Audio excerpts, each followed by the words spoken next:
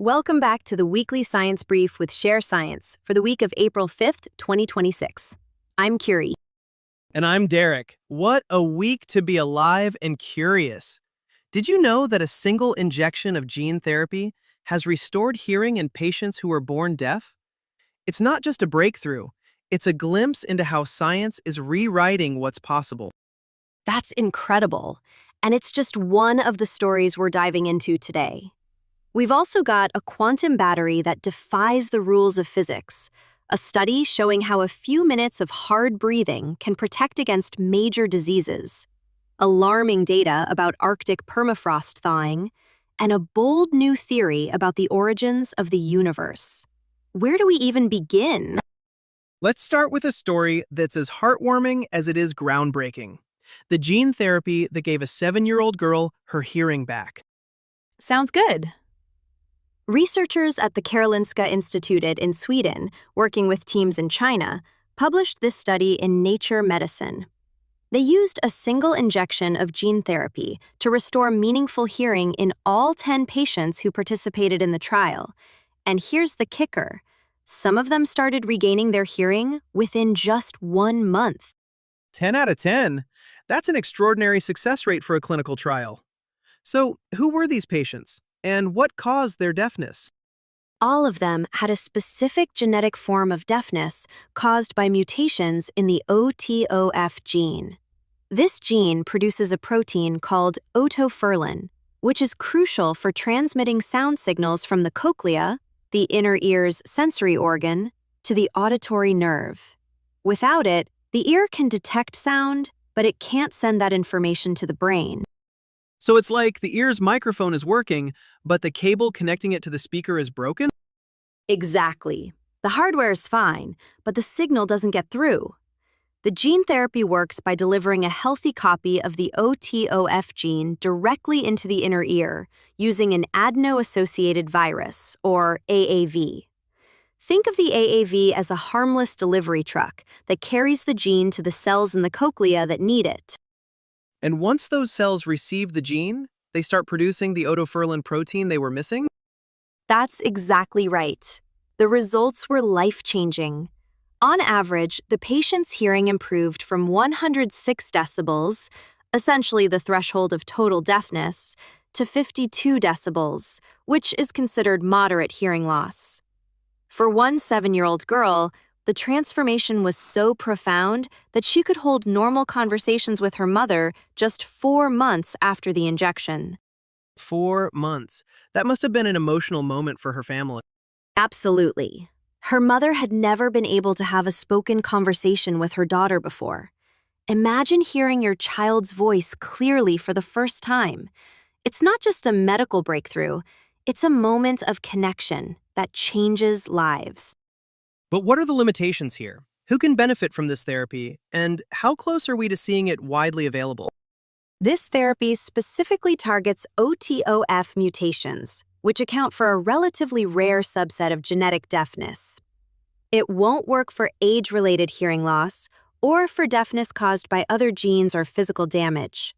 However, the researchers are already working on adapting the platform to target other genes, like GJB2 and TMC1, which cause more common forms of hereditary deafness. It's early days, but the potential is enormous. It's incredible to think about where this technology could go. Speaking of groundbreaking technology, let's talk about our next story, quantum batteries. Australian researchers have built the world's first working quantum battery, and its most fascinating feature is that it charges faster as it gets bigger. That's the exact opposite of how conventional batteries work. Right. Normally, the bigger a battery, the more capacity it has, but the longer it takes to charge. Quantum batteries flip that relationship because they rely on quantum mechanical effects like superposition and entanglement. Let's break that down for a second. Traditional batteries store energy through chemical reactions, like lithium ions moving between electrodes. But quantum batteries use the strange, counterintuitive properties of quantum mechanics to store and transfer energy. When the storage units in a quantum battery are entangled, they act collectively, which reduces charging time. Exactly. The lead researcher, Dr. James Quach, compared this breakthrough to the Wright brothers' first flight. It's not a finished product, but it's a proof of concept, a small step that opens the door to a whole new field. The current prototype, though, is tiny. It's a molecular sandwich charged wirelessly with a laser, and its energy capacity is measured in electron volts. Plus, it only holds its charge for nanoseconds. So it's not replacing your phone battery anytime soon. But what's significant is that the team demonstrated a full charge, store, and discharge cycle in a single device. They also showed that the stored energy lasted 6 orders of magnitude longer than it took to charge. Scaling this up is the next challenge. And there's a fascinating potential application here: quantum computers. Quantum batteries could be the ideal power source for quantum computing systems, which already operate in the quantum domain. It's a perfect match. If you're curious, search for CSIRO Quantum Battery Prototype 2026 to dive deeper into the science. From the quantum realm, let's move to something more down to earth. Literally. Our next story is about how just a few minutes of hard breathing a day could protect against major diseases. This comes from a massive study of nearly 100,000 people.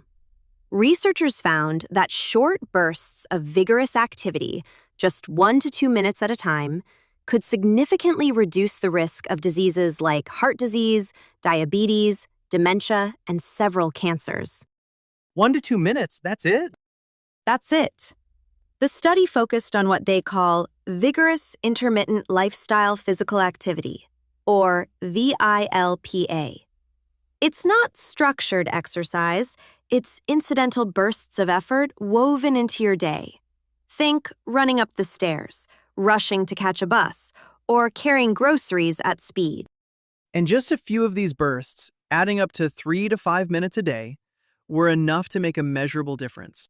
Yes, the reductions in disease risk were significant across the board. The mechanism is similar to what we've discussed before. Short, intense efforts trigger cardiovascular and metabolic responses that improve health. What I love about this is how accessible it is. For people who struggle to find time for structured exercise, this approach meets them where they are. Exactly. It's not a replacement for regular exercise, but it's a minimum effective dose that could make a real difference. If you're interested, look up VILPA Disease Risk 2026 for the full study. From personal health, let's zoom out to planetary health. Our next story is about the Arctic, and it's a sobering one. Arctic permafrost is thawing at an alarming rate, releasing vast amounts of ancient carbon that has been locked away for thousands of years. This creates a feedback loop that accelerates climate change. Permafrost is ground that stays frozen year-round, and it's packed with organic material like dead plants and animals. When it thaws, that material decomposes, releasing carbon dioxide and methane into the atmosphere. And this process is reshaping the Arctic landscape. Rivers are being rerouted, new lakes are forming, and massive amounts of sediment and carbon are being swept into waterways. The carbon being released is ancient. Some of it predates human civilization. And because it's entering the atmosphere during a time of already high emissions, it's a significant additional burden on the climate system. This is a feedback loop. Warming causes permafrost to thaw, which releases carbon, which causes more warming. While we're not at the point of runaway warming, the scale of carbon stored in permafrost is enormous, twice the amount currently in the atmosphere. It's a stark reminder of the interconnectedness of our climate system. If you want to learn more, search Arctic Permafrost Thaw Carbon Release 2026. Finally, let's end with the biggest question of all. How did the universe begin? Scientists at the University of Waterloo have proposed a new theory suggesting the Big Bang was the result of a quantum tunneling event, a kind of quantum jump from a pre-existing state. That's a radical departure from the standard inflation theory, which posits that the universe underwent a rapid exponential expansion shortly after the Big Bang. The new model eliminates the need for a hypothetical inflation field and instead relies on quantum mechanics to explain the universe's smoothness and large-scale structure. It's an exciting idea, but it's still in the early stages. Future observations, especially of the cosmic microwave background, could help determine whether this theory holds up. The universe began with a quantum jump. It's a concept that's as thrilling as it is mind-bending. If you're intrigued, search Big Bang Quantum Tunneling, University of Waterloo, 2026. That's it for this week.